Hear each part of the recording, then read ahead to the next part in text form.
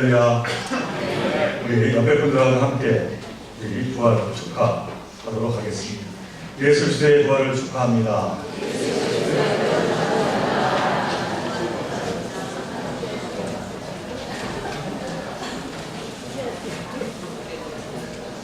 우리 주 예수 그리스도께서 사망 권세를 이기시고 부활하셨습니다.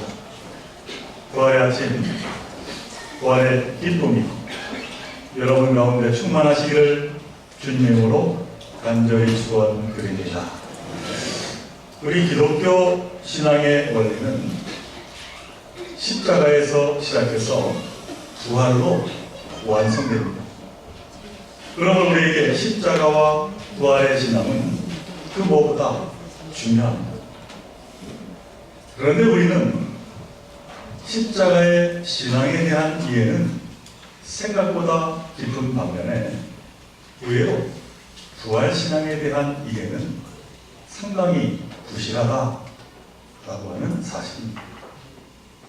다시 말하면 우리는 십자가의 크나큰 사랑으로 신앙을 시작했지만은 부활에 대한 이해 부족으로 부활신앙의 실제적인 믿음의 열매를 맺지 못하고 살아가고 있는 형편입니다. 여기에는 분명한 이유가 있습니다. 그것은 부활이 죽은 이후 곧 사후에 벌어지는 과정으로 생각하기 때문에 부활에 대해서는 오히려 진지하게 고민하지 않는다라고 하는 겁니다. 그래서는 부활은 현실에서 일어나지 않고 오직 교리로만 이해하고 배우는 것으로 그치게 됩니다. 우리가 어린 시절에 누구나 경험한 것입니다만은 수학을 처음 배우는 어린 학생들은 수학은 공식만 잘 외우면 된다고 생각합니다. 그래서 문제만 잘 풀리면 되는 것입니다. 하지만 수학자나 공학자의 수준이 되면 수학이 공식이 전부가 아니라 공식이 나오게 된 배경, 원리를 깨닫는 것이 더 중요하다라고 하는 것을 잘 압니다. 그래야만 수학의 원리를 삶에 적용해서 세상에 유익한 것을 만들어 낼 수가 있기 때문입니다. 부활의 신앙도 이와 같습니다.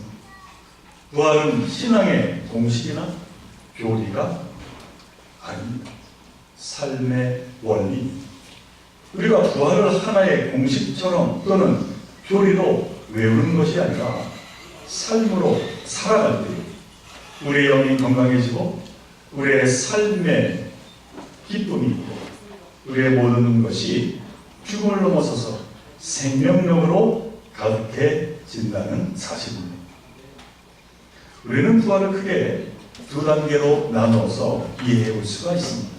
첫 단계는 예수께서 십자가에 달리셨다가 돌아가시고 사흘 만에 다시 사신 예수 부활의 단계입니다. 예수님은 이 십자가 고난과 부활을 마가복음 10장 33절로 34절에서 제자들에게 자세하게 말씀하십니다. 보라, 우리가 예루살렘에 올라가면 인자가 대제사장들과 서기관들에게 넘겨지매 그들이 죽이기로 결의하고 이방인들에게 넘겨주겠고 그들은 능력하며 침뱉으며 채찍질하고 죽일 것이나 그는 3일 만에 살아나리라 하시니라. 곧 예수님은 유대 종교 지도자들과 로마 제국에 의해서 고난받고 십자가에 달려 죽으시겠지만 사흘 만에 부활을 하시리라 라고 하는 말씀입니다. 이것이 부활의 첫 단계입니다. 그리고 두 번째 단계는 우리 그리스도인 또한 예수처럼 부활하는 단계입니다. 사도 바울은 이 단계를 데살로니가전서 4장 16절로 17절에서 이렇게 설명합니다. 주께서 호령과 천사장의 소리와 하나님의 나팔 소리로 친히 하늘로부터 강림하시리니 그리스도 안에서 죽은 자들이 먼저 일어나고 그 위에 살아남은 자들도 그들과 함께 구름 속으로 끌어올려 공중에서 주를 영접하게 하시리. 그리하여 우리가 항상 주와 함께 있으리라. 곧 예수 그리스도의 부활을 믿는 우리도 예수께서 다시 재림하실 때 죽은 자 가운데 살아나게 되고 그의 살아남은 자들도 부활을 승천하게 된다는 말씀입니다. 이것이 우리에게 일어나는 부활의 두 번째 단계입니다. 그런데 오늘 본문의 말씀을 보면은 사도 바울은 이와는 전혀 다른 각도에서 부활을 말씀하고 있습니다.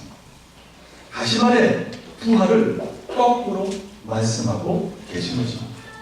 오늘 함께 읽은 고린도전서 15장 13절의 말씀입니다. 만일 죽은 자의 부활이 없으면 그리스도는 다시 살아나지 못하셨으리라. 세 번역으로 제가 다시 한번 읽어봅니다. 죽은 사람의 부활이 없다면 그리스도께서도 살아나지 못하셨을 것입니다. 그러니까 예수님의 부활의 은총으로 말미암아 죽은 자가 다시 살아나는 것이 아니라 죽은 자의 부활로 인하여 그리스도께서 살아나셨다는 것입니다. 우리가 일반적으로 고백하는 부활신앙과 완전히 다른 거꾸로 설명하고 있습니다.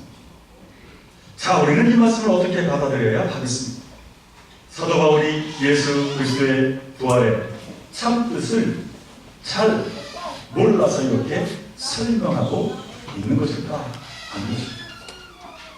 우리는 먼저 여기서 사도 바울이 말하는 죽은 자가 누구인지 알아야 이 말씀을 이해할 수가 있습니다.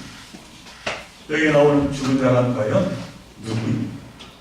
사도 바울은 에베소서 2장 1절에서 그 죽은 자에 대한 실마리를 우리에게 제공하고 있습니다. 에베소서 2장 1절의 말씀, 그는 허물과 죄로 죽었던 너희를 살리셨도다.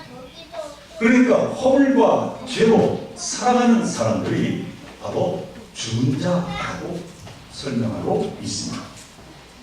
사도 바울은 그 허물과 죄의 구체적인 모습을 이어서 설명합니다. 에베소서 2장 2절로 3절의 말씀, 그때 너희는 그 가운데서 행하여 이 세상 풍조를 따르고 공중의 권세 잡은 자를 따랐으니 곧 지금 불순종의 아들들 가운데서 역사하는 영이다. 전에는 우리도 다 그 가운데서 우리 육체의 욕심을 따라 지내며 육체와 마음에 원하는 것을 하여 다른 이들과 같이 본질상 진노의 자녀이었다. 이렇게 말씀하고 있습니다. 한마디로 목숨이 살아는 있지만 죽은 자로 육체의 욕심을 따라 지내며 욕망이 시키는 대로 뺏고 속이고 싸우고 미워하고 분노하는 마음으로 살아가는 자들이었다라고 하는 겁니다. 그 죽은 자들 하나님께서 어떻게 하셨는지 사도 바울이 5절에서 이렇게 설명합니다. 허물로 죽은 우리를 그리스도와 함께 살리셨고 너희는 은혜로 구원을 받은 것이라.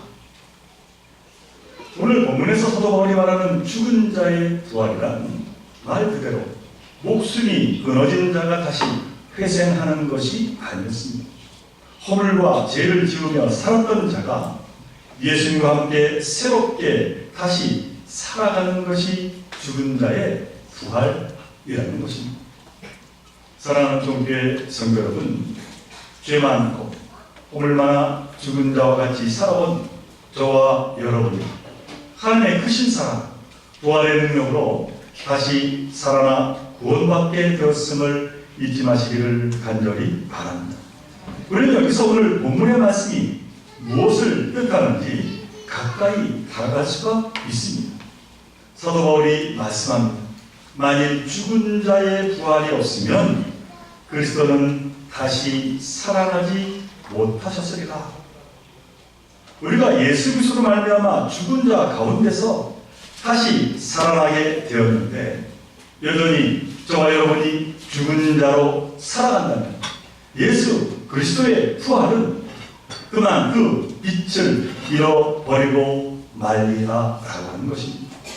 다시 말해 너희들이 죽음의 삶에서 벗어나 부활의 삶을 살아야 예수 그리스도의 부활이 이 세상에서 진정 생명의 빛, 구원의 빛을 발하지 않겠느냐 말씀하고 있는 것입니다. 사도 바울은 오늘 본문을 들어서 어떤 심오한 부활의 신앙을 설명하고자 하는 것이 결코 아닙니다. 오로지 예수 그리스도의 부활 은총을 입은 자로 합당한 삶, 새 피조물로 살아갈 것을 요청하고 있는 것입니다. 이런 측면에서 부활신앙이라고 하는 것은 영적인 삶의 구체적인 모습입니다.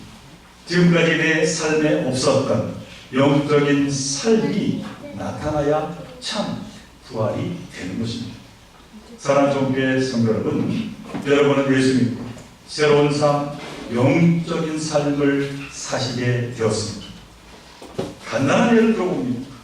우리 아버지는 화가 나면 화를 못 참고 가족에게 온갖 횡포를 부리던 분인데 어느 날 열심히 교회 다니시더니 정말 다른 사람으로 변하셨더라. 이 말씀을 들으며 살아가는가? 아니면 교회를 나갈 때나 전화 안 나갈 때나 전혀 변한 게 없더라 하는 삶을 살아갈 것인가? 라고 하는 물음입니다. 우리가 예수 그리스도로 말미암아 구원 받았음을 기뻐하며 부활의 삶을 다짐했으면 우리는 그 부활의 삶을 살아야 될 줄로 믿습니다. 그러나 우리 모두가 그럼에도 불구하고 다 그 부활을 이루는 것이 아닙니다. 부활의 은총을 입었지만 시간이 얼마 지나지 않아 우리는 그만 흔들리고 무너집니다. 결국 다시 죽은 자의 자리에 있는 내 자신을 발견하게 됩니다. 오늘 우리는 부활주일로 주님께 경배드리고 있습니다만 우리가 세상에 살면서 부활의 신앙을 삶으로 살아내지 못하면 우리의 주님의 부활이 저와 여러분에게 무슨 의미가 있겠습니까? 만약 우리의 삶의 모습이 예수님과 함께 부활하지 않으면 구원에 이르지 못한 자임을 우리는 언제나 기억하며 잊지 말아야 될 것입니다. 우리가 세상 사람들과 구별된 것이 과연 무엇입니까? 부활은 미미로 하지만 부활은 살아가야 할 구체적인 삶입니다. 에베소서 5장 8절로 9절 거기에서 바울이 우리에게 말씀합니다. 너희는 전에는 어둠이더니 이제는 주 안에서 빛이라. 빛의 자녀들처럼 행하라. 빛의 열매는 모든 착함과 의로움과 진실이 그 안에 있느니라. 사랑하는 종교의 성도 여러분, 예수님의 십자가의 사랑과 부활을 통해서 우리의 삶에 지금까지 없었던 새로운 생명의 변화가 일어나게 되기를 간절히 바랍니다. 언제나 부활의 믿음 가운데서 빛의 자녀 하나님께 영광 돌리는 저와 여러분 되시기를 주님의 이름으로 간절히 축원을 드립니다. 함께 기도드립니다. 사랑하는 하나님, 저희들 예수의 부활을 통하여 구원의 삶을 허락하여 주시오니 참으로 감사드립니다. 저희들 입술로만 부활의 그 기쁨을 고백하지 아니하고 삶으로 살아가는 저희들 모두가 되게 하여 주옵소서. 빛된 자 하나님께 영광 돌리는 저희들 모두로 주께서 축복하여 주옵소서. 이 모든 것 간절히 바라볼 때마다 우리 주 예수 그리스도 이름으로 간절히 기도하옵나이다.